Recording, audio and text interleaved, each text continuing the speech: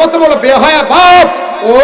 ওর সামনে ওর মেয়ে আর বউ নাচানাচি করে, আর ওটা ভিডিও করে রাস্তার মানুষকে দেখায়।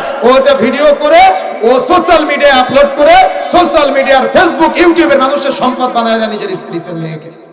বিয়ে করেছে, বিবাহের পরে তার স্ত্রী আর তার সন্তান তার পাশে দাঁড়িয়ে আছে, তার স্ত্রী আর সন্তানকে সামনে রাখিয়ে নাচানাচি করাচ্ছে গানের তালে তালে, আরো মোবাইলে ভিডিও করে টিকটক, ইনস্টাগ্রাম, ইউটিউবে বিভিন্ন জায়গায় ওটা ছড়িয়ে দিচ্ছে।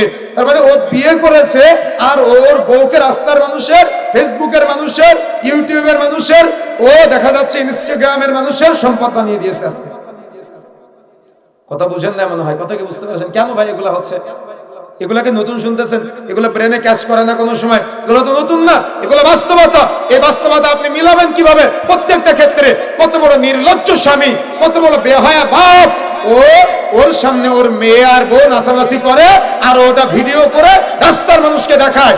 ওটা ভিডিও করে ও সোশ্যাল মিডিয়ায় আপলোড করে সোশ্যাল মিডিয়ার ফেসবুক ইউটিউবের মানুষের সম্পদ বানায় দেয় নিজের স্ত্রী মেয়েকে।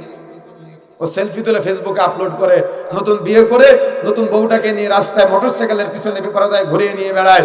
এই জাতিকে আমি কিভাবে বুঝাবো মানবতা? কিভাবে বুঝাই বলেন? এগুলো চলতেছে আমাদের মাঝে। এগুলার মাধ্যমে আজকে নৈতিকতার যত অবক্ষয় আছে সেগুলো এগুলার মাধ্যমে ছড়াচ্ছে। এই জন্য মানবতার এই চূড়ান্ত শিক্ষাগুলো আপনাকে অবশ্যই ইলম অর্জন করা অত্যন্ত জরুরি। আপনি